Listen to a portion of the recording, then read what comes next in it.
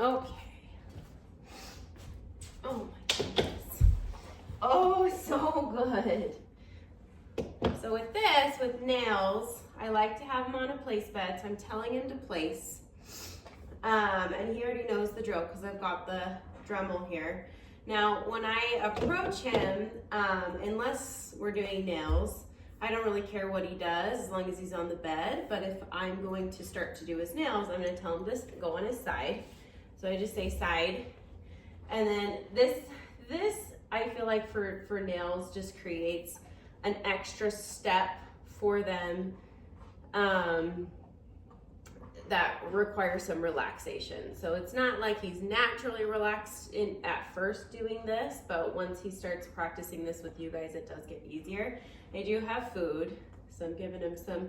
These are higher value treats than just his kibble, because with something like nails, it's a lot more stressful with some dogs than like holding a sit or laying down when you tell them to do so, or going to their place bed. So I try to have something of higher value with the nails than I would with just like normal obedience stuff.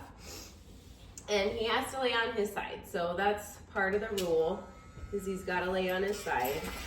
Good boy. Now if he gets up, I'm just going to correct him back into the side.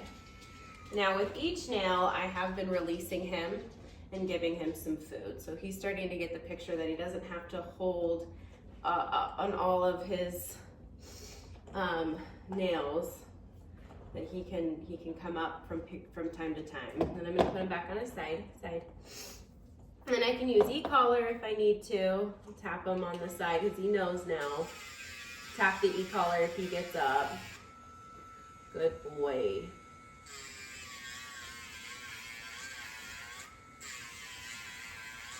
Yes. Wow, good boy. And when I say yes, that's indicating to him two things. A, that he can get up from being on his side, and B, that I'm going to feed him every single time. So this is going to be different than the FREE cue, which is just saying, okay, you're done, go have some freedom, be a dog. This is just, yeah, I really like what you did there, so yes. So there is some kibble in here too. I've got a mixture of kibble and some freeze-dried treats that he really likes. I'll attach the link. Sometimes you can get them at Costco. Good boy. See where I'm at here.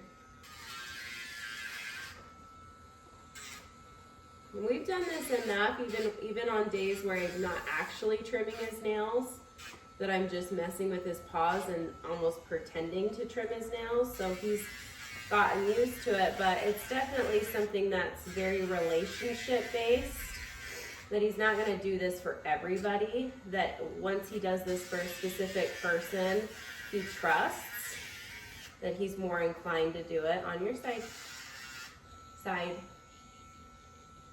I'm going to wait him out here. Good boy. So this is just an extra step if he's going to break his side command before he gets mouthy. So that's why I really like doing this, is he's on the bed, he's laying down, he's on his side. Yes, if he's gonna get rude, there's a lot of positions he has to break in order for him to start to get mouthy. It's not to say that a dog can't come out of the side position and then start to bite, but with Copper in particular, he's really slow to get to that mouthy position, and so, or state of mind. So if I'm here with a dog, he's more inclined to get mouthy, but if I'm pushing him on his side and then doing this side,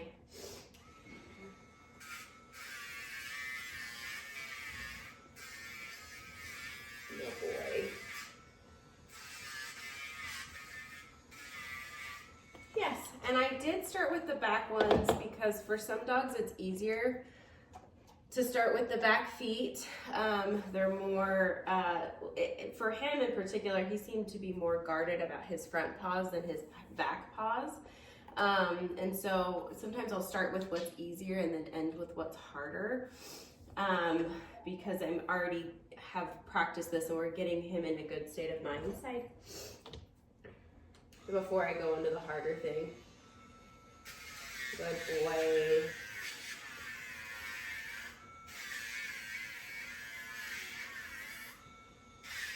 Good boy. So I'm going to try to do 2 at a time because he's doing really well instead of 1. If he was really struggling, I would reward after each nail.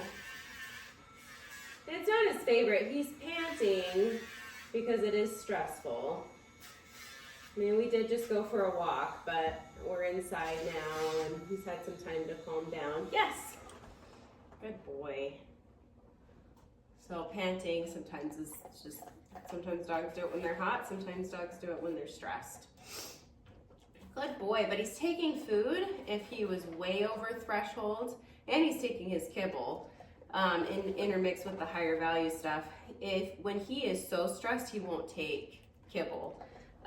He will always take a nice yummy treat, but on the times when I practice this where it's really stressful, like early on, he wouldn't take any of his kibble consistently. Sometimes it would take him some time and then he would eventually. So I like that even though it's stressful for him, he's able to take the food, and I'm giving him breaks with the food. Like, he can come out of it and have something that's in it for him. It's not just me forcing him to do his nails, because I want him to be able to have his nails done consistently, because it will really help the structure of the foot as he walks and grows, and he won't have any issues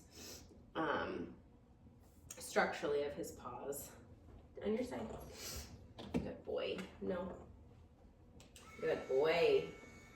And if he gets up, just a simple no and making him fix it works really well.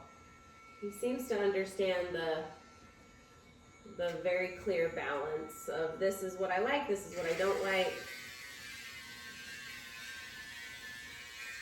Good boy.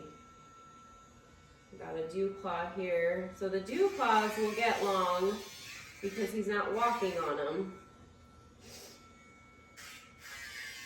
And I'll send you a picture of what his nails should look like, because sometimes it's just easier to know how close you're going to get to that quick, so you don't get him to bleed. You want him to have a positive time. Yes. I like the Dremel. This is made by the company Dremel, but it's the pet version. It's wireless. You plug it in to charge it. It's got USB to charge. I really like it because it shapes the nail, and so as the dogs walk on the pavement, I can shape the nail, and then the pavement will keep those quicks back and shorter. Good job on your side. Okay, we've got just a couple more.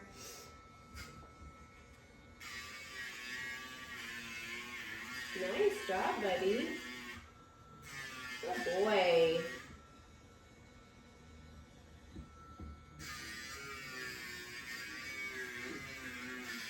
Yeah, good boy.